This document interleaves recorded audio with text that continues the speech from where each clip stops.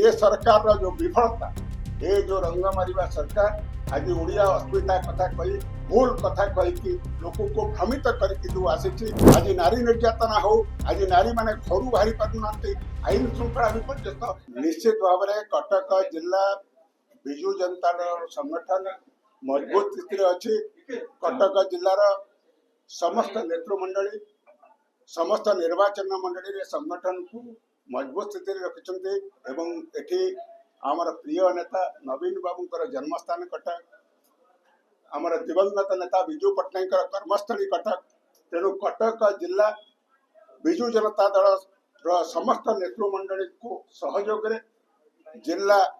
विजु जनता दल संगठन को आम आहरी मजबूत करूँ आपको तृणमूल स्तर में नबू आमर जहाँ प्रिय नेता जो लोकाभिमुखी योजना रही लोक नबू ये सरकार जो विफलता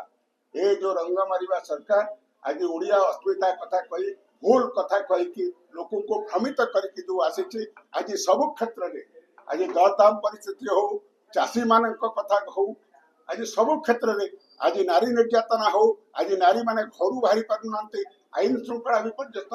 तेणु आम ए कथा को लोक पाखु नबू एवं निश्चित भाव में आगामी पंचायत निर्वाचन पौर निर्वाचन में विजु जनता दल कटक जिले में सबुठी जितब एवं नवीन पट्टनायक को ओडिशावासी जो आशा रखिंट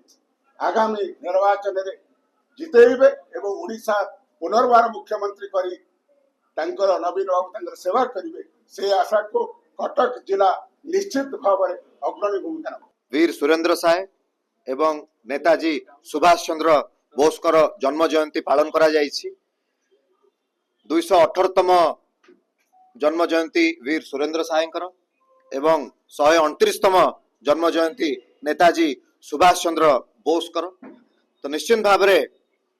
वीर सुरेंद्र साय जन्म ग्रहण करथिले संबलपुर रे एवं नेताजी जन्म ग्रहण करथिले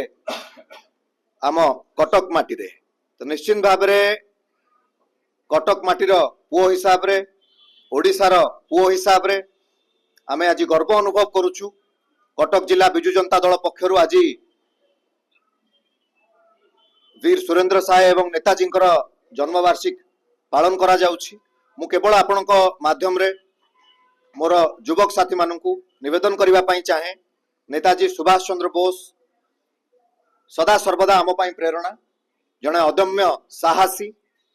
स्वाभिमानी स्वाधीनता संग्रामी हिसाब रे तांकर परिचय सृष्टि करथिले केवल भारत रे नुह सारा विश्व रे नेताजी सुभाष चंद्र बोसकर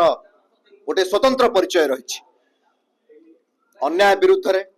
अधर्म विरुद्ध रे अनीति विरुद्ध रे सदा सर्वदा नेताजी सुभाष चंद्र बोस स्वर उत्तोलन करिसेंती एवं जीवन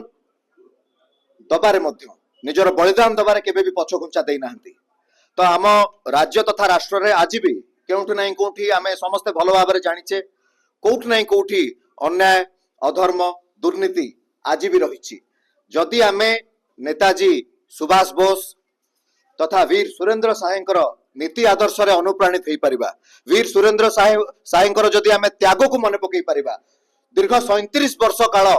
आम मानक पई आज जदि से माने निष्ठार सहित स्वाधीनता संग्राम रे निजको शामिल करि नथांते आज आमे स्वाधीन देशर नागरिक हिसाब रे परिचय पाई पारि नथांतु तो जदि वीर सुरेंद्र साय कथा कहबा जो भली भाव में त्याग करथिले आम पई 37 वर्ष काल कारागार रे से थिले नेताजी सुभाष चंद्र बोस आजाद हिंद फौज गठन करथिले कहिथिले तुम मुझे खून दो मैं तुम्हें आजादी दूंगा ए सब कथा को जीवन रो शेष निश्वास पर्यंत आमे केबे भूली पारिबु नाहु एवं उत्तर पीढ़ी माने को भली भाव में महान स्वाधीनता संग्रामी मानकर नीति आदर्श रे अनुप्राणित होई परिबे से दिगरे आमे हमर संपूर्ण प्रयास मध्य जारी रखिबु। एई वीडियोटी आपनकु केमिति लागिला कमेंट करि जणांतु। धरित्री लाइव रो यूट्यूब एवं फेसबुक चैनल को सब्सक्राइब करंतु। अधिक खबर पई लॉगिन करंतु www.dharitri.com।